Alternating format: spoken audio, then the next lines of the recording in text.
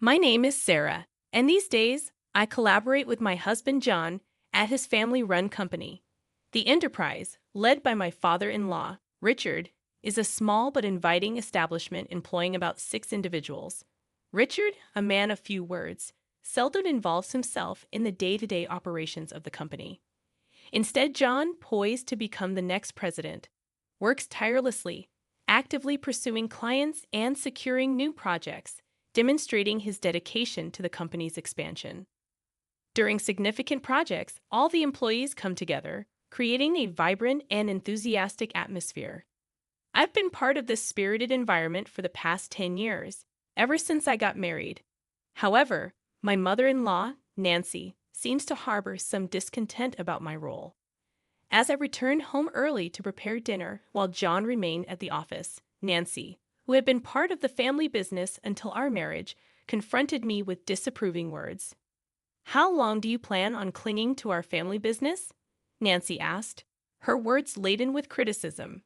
Nancy, who had looked forward to relaxation post-retirement, appeared to redirect her energy into scrutinizing my choices. In response, I tried to maintain composure, asking, "What do you mean by clinging?" Nancy retorted with a cutting tone, suggesting that I must have married John out of necessity and was now taking advantage of working in their company. Sighing inwardly, I realized that such accusations from her had become more frequent lately. When I got married, I willingly left my previous job to join John's family-run business. It was my decision, not a result of unemployment. However, Nancy seemed convinced of my incompetence at work. I attempted to explain, "Mom, it's not that I couldn't work elsewhere. I chose to join John's company." Her dismissive retort revealed her lack of understanding, as she believed she saw through my supposed hidden motives. The issues with my mother-in-law extended beyond words. Despite quitting her job with the promise of managing the household, she refused to contribute, leaving my father-in-law to repeatedly request her assistance with housework.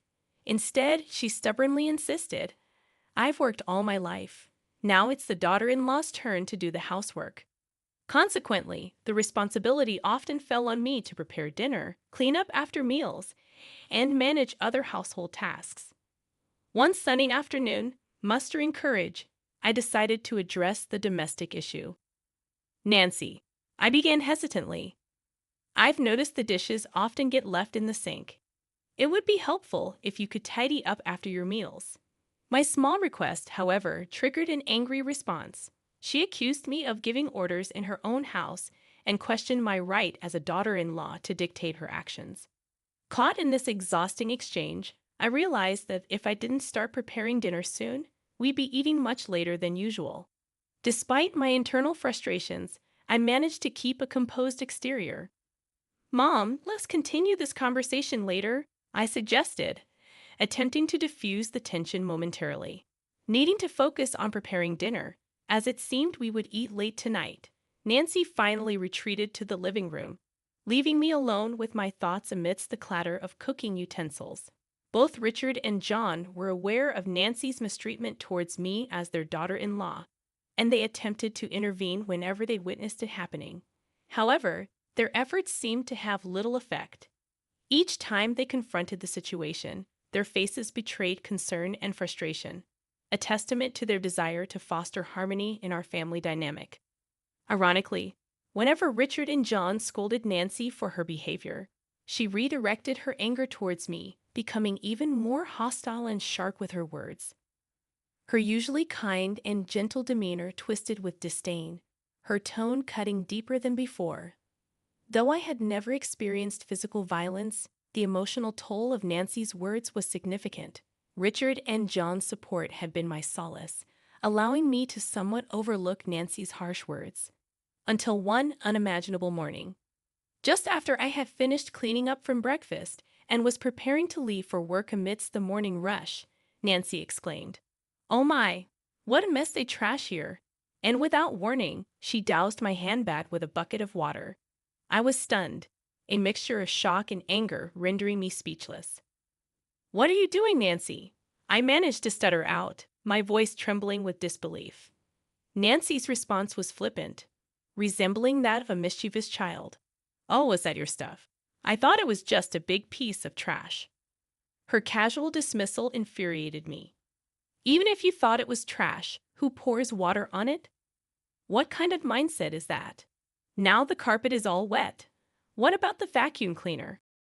My words were a jumble of anger and confusion as I frantically emptied the water-soaked contents of my bag, including documents I needed for work, onto the table. Nancy responded nonchalantly, her face calm, showing no signs of remorse or concern for my distress. Because you don't need to go to work anymore. I was baffled. In our living room, bathed in morning light, I sat opposite Nancy, her expression colder and more resolute than usual. It was as if she had made a decision that would change everything. Excuse me? My response was laden with confusion and surprise. You've been clinging to this house for 10 years, but finally I can get rid of you. Her words pierced my heart, her voice carrying a level of anger and determination I had never heard before. My mind reeled, and my heart filled with sorrow. Getting rid of me? I questioned, disbelief in my voice. Her words made me feel like an outsider in this family. In fact, my daughter is joining the company, so we need you to leave. Today's your last day. Well, all you have to do today is bow your head to your father-in-law and John, apologizing for all the trouble you've caused. Her mocking laughter further wounded me. She was using my position at work to force me out. I had dedicated years to that job, building respect and memories. I was dumbfounded. My heart was filled with disbelief at her merciless decision. I had devoted myself to this family, but it seemed my sacrifices meant nothing to her. Are you sure about this? Wasn't Jessica working in a clothing store in Manhattan? My words reflected my confusion and apprehension. My job was more than just a source of income. It was my avenue for self-fulfillment. Meanwhile, Jessica, my sister-in-law, seemed to have grown tired of city life and had chosen to return to the family. She said she was tired of dealing with the cold people of Manhattan. So I told her as she came back home, I have a job ready for her. She agreed to return immediately. Now that she's coming back, I want you out of this house. Her words were difficult to comprehend. She was ready to upend my life with a single decision, completely disregarding my place in the family, without even listening to me. I've written your resignation letter, she said, handing me an envelope. She effectively expelled me from the house. In that moment, my heart shattered completely. Everything I had built over the years was reduced to nothing, treated like a mere piece of paper. Her actions severed our family bond irreparably. I headed to the company, just a brisk 3-minute walk from my home, my mind a whirlwind of apprehension and anticipation. As I walked under the cool morning sky, each step felt heavy with the weight of what was to come. Upon reaching the office, I shared with my father-in-law Richard and my husband John. I relayed what my mother-in-law had said. Their faces were a mix of shock and thinly veiled anger, yet they remained composed. They suggested that maybe, just maybe, it was time for me to resign to show her the reality of the situation. This suggestion sent my heart into turmoil. Having worked tirelessly in our family-run business for years, I barely knew what a long vacation felt like, aside from brief respites during Thanksgiving and the holiday season. Encouraged by John and Richard's gentle words, "Why don't you spread your wings for a change?" I made up my mind to embark on a little trip. As I packed, I found myself pondering deeply about my life, my choices, and what lay ahead. Meanwhile, my sister-in-law Jessica, who had come to replace me at the company, shockingly didn't show up until 1:00 p.m. Her irresponsible attitude left John and Richard, who had been holding the fort in my absence, in a state of dismay. Jessica seemed utterly disinterested in understanding the work despite their attempts to explain it to her. Hearing about this, I couldn't help but feel a twinge of anxiety about the future of our company, even as I looked forward to my trip. Departing without encountering my mother-in-law, I swiftly set off. During the trip, as I enjoyed the view outside the train, I reflected on my life, the past, the present, and what was yet to come. Relishing the local seafood delicacies, I contemplated deeply about myself, my family, and our business. However, the tranquility of my fourth day was shattered when Jessica called me in tears. "What's going on?" Mom said it was an easy job, just sitting in a chair. But John and Dad are acting like I can't do anything right.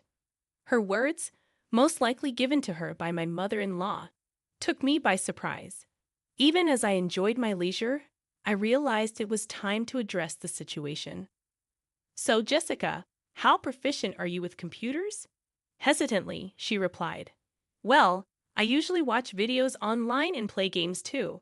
Her answer indicated her limited experience with technical aspects. Delving deeper, I asked about her familiarity with software tools such as Word or Excel, and her response was puzzled. Considering her background in the Manhattan apparel industry, it was unlikely that she never used a computer. Tasks such as tracking sales and managing inventory would have required her to use Excel. When asked if she could handle calculations for sales or fill in documents, she confidently answered, "I could handle that task." However, when probed further with, "Can you calculate tax too, right?" her confidence waned, and she responded uncertainly. This question was a test of her mathematical skills and her ability to apply them in a business context. While Jessica might possess other skills, it was apparent she felt insecure about the required skill set for the job. Her discomfort seemed particularly rooted in her struggle with calculations, which could be why she faced criticism from Richard and John. First and foremost, it was necessary to give my mother-in-law and her cohort, who tried to oust me, a taste of their own medicine. To begin with, since you're taking over my job, I expect you to handle the accounting tasks efficiently. Be mindful of email etiquette. A casual tone suitable for friends is utterly inappropriate for business communication. Also, you'll be responsible for scheduling the staff shifts. Though our team is small, everyone's requests for time off are carefully considered, so make sure not to prioritize your own convenience over theirs. As I continued to list down my demands, I could hear her sobbing on the other end of the line. But I was told I wouldn't have to do anything. Why are there so many tasks? I didn't come back home for this. She abruptly ended the call. In the following 3 days, I decided to enjoy sightseeing in Manhattan, where Jessica had fled. From my experience, I learned that not everyone in Manhattan is cold-hearted. In fact, it seemed rarer to find people as cold-hearted as my mother-in-law and Jessica, who had conspired to drive me away. A week after leaving my job, I returned to my in-laws' house.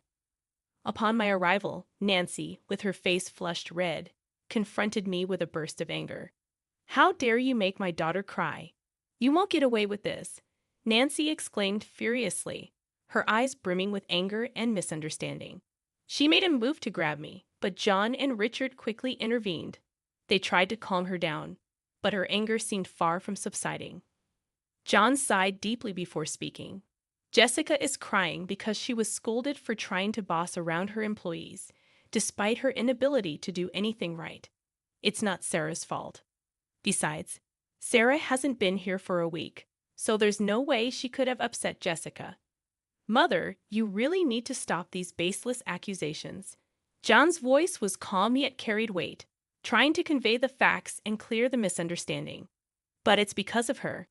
This woman is the reason for Jessica's suffering," Nancy retorted, her voice emotional, directing her baseless suspicions towards me. Her words lacked any foundation of truth. "Where is Jessica, by the way?" I asked, looking around the living room. But Jessica was nowhere to be seen, adding more mystery to the already puzzling situation. It doesn't matter to me that Nancy is upset about Jessica, but Jessica has no place to go since she terminated her lease in her Manhattan apartment. I thought she would be at her parents' house, but her absence raised questions. I pondered. John explained. "Jessica's locked herself in her room. She's been crying and saying she doesn't want to go to work anymore." It seemed like Jessica had run away from learning the job well. It was understandable that she would find it challenging, considering she lacked the skills to fill in for me. "You've been poisoning John and Richard against me, haven't you? If not, they wouldn't say the company ran better with me than with the incompetent Jessica," Nancy accused me vehemently. Her words were filled with long-standing misunderstandings and prejudices, leaving me utterly perplexed. She seemed to have always viewed me as an adversary, her words reflecting years of misconceptions. John let out a heavy sigh, his face showing weariness and frustration with the tangled web of emotions in this family. He had tried repeatedly to resolve the misunderstandings among family members, but his efforts seemed far from fruitful. "Mom," he began, trying once again to bring clarity to the situation. "I realize it might sound a bit unusual, but Sarah is truly exceptional at her work. She holds a certification in bookkeeping, and her secretarial skills are top-notch. Moreover, she has studied Spanish and even has experience studying abroad. When it comes to dealing with multiple languages at our company, Sarah is the one who handles everything," John explained with a sense of pride, and his mother Nancy looked utterly surprised. Nancy had assumed that I quit my job as soon as I joined the family, so she had no idea about my contributions and achievements at work. What? That sounds like something straight out of a TV drama. Actually, back in college, I was so focused on getting various certifications that I immersed myself in my studies to the point where I hardly participated in clubs or had time for a romantic relationship. It was during this phase of my life that I met John, who visited my company for business. I inadvertently found myself sharing the story of how John and I first met. However, I realized that this wasn't what Nancy wanted to hear, so I steered the conversation back to the original topic. In a nutshell, I was entrusted with a wide array of responsibilities at the company, from handling accounting tasks to schedule coordination, liaising with other companies, and managing employee shifts. There were numerous tasks under my purview. Thanks to that, I was able to focus on reaching out to other companies for business deals. The work environment became much more comfortable compared to the times when you were around. "Mom," John added, leaving Nancy with her mouth agape in amazement. Just then, Richard, John's father, chimed in with a comment that took me by surprise. "We're going to shut down that company soon." Actually, Jessica made a big blunder. Despite being asked to prepare some documents, she decided to handle phone calls because it seemed more fun doing so. While John and I were away, she ended up behaving rudely to the person in charge from Company A. Of course, I got a call to confirm this. Hearing this, I was so shocked that I instinctively covered my mouth with my hand. "I can't believe Jessica would do something like that," I murmured. Filled with disbelief, the thought that Jessica's actions might lead to the downfall of our company flashed through my mind, filling me with dread. However, as I wallowed in these anxious thoughts, the story took an unexpected turn. When I explained the situation, they suggested it might be time to end the family business. We had mentioned this before, right?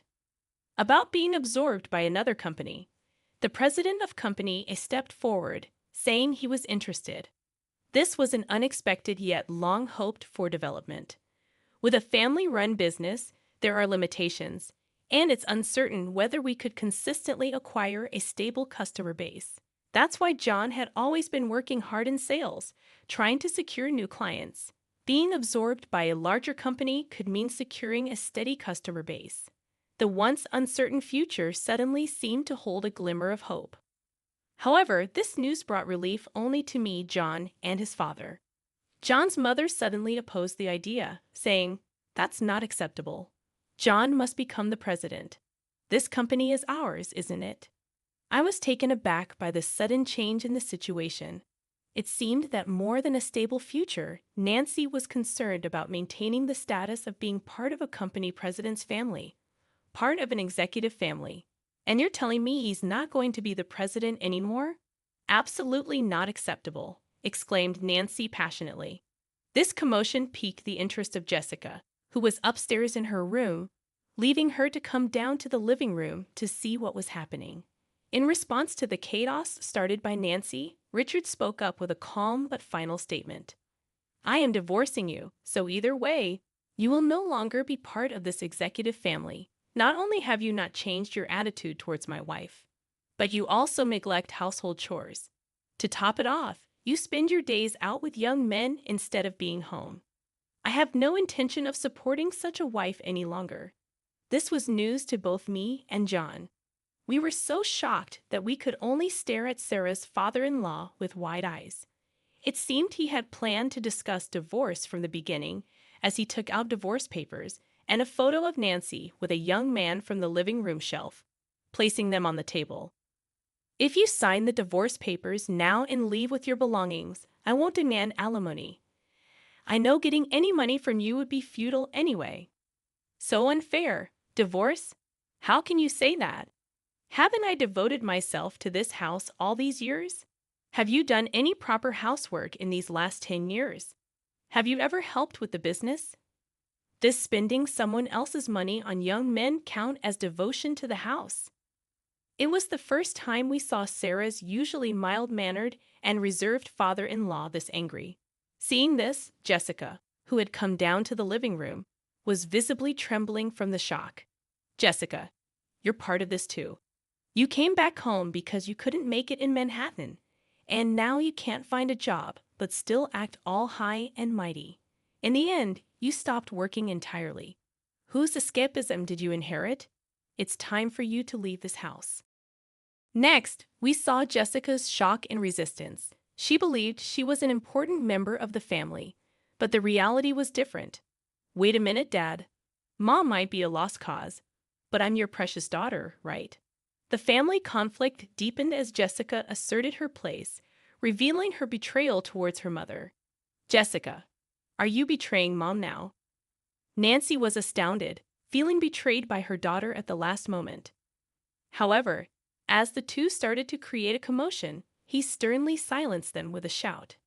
If I just kick you out, it'll cause trouble for everyone, so I've asked an acquaintance to take you in. They'll be here soon to pick you up. Get your minimum belongings ready. Left with no choice but to obey, Nancy began packing her belongings with Jessica. After writing the divorce notice, then an acquaintance of the stepfather arrived to take Nancy and Jessica away. The person who came to pick them up was running a factory with dormitories, and it seemed they would be working there. John, Richard, and I talked to the employees about the company being absorbed and prepared for the busy days ahead for our future. Finally, I found out I was pregnant at that time. When I told the president of company A, he was delighted and promised to send someone to replace me, which was a huge relief. Currently, John and Richard are working even harder for the sake of our upcoming child.